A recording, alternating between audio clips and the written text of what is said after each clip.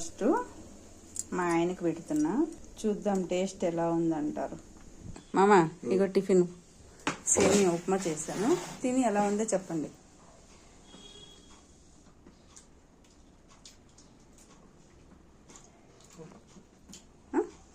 బాగుందా?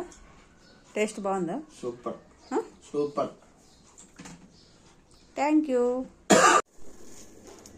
ఈ సేమియా మంచిగా వేయించిన సేమియాని ప్యాకెట్ వచ్చిందండి. కొత్తగా ట్రై చేస్తున్నా, చూద్దాం ఎలా వస్తుందో, టేస్ట్ ఎలా ఉంటుందో చెప్తాను మీకు. చాలా బాగుంది. చూసేదానికేమో మనం వేయించుకొని అవసరం లేదు. ఆయిల్ ఎక్కువ వేయకుండా 2 స్పూన్ల ఆయిల్, కొన్ని ఆవాలు, కొంచెం పచ్చెనగపప్పు. సేమియా ఉప్మాకి ఎక్కువ వేయడం వల్ల పొడి పొడిగా మంచిగా టేస్ట్ కూడా చాలా బాగుంటుంది. మనము రవ్వ ఉప్మాకి వేసినట్టు వాటర్ వేసినాం అనుకో కొంచెం జావలాగా అవుతుంది, మెత్తగా ఉంటుంది, తినబుద్ధి కాదు.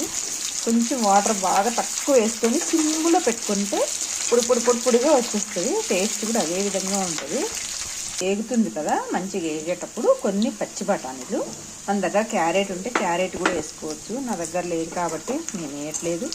క్యారెట్ కూడా వేసుకొని తెలోనే ఒక 5-6 జీడిపప్పులు కూడా వేసాము. ఏ కప్పుతో అయితే సేమియా తీసుకుంటామో అదే కప్పుతో 1 కప్పు వేసి మళ్ళీ అప్పుడే మనకు బాగా పొడిగా వస్తుంది.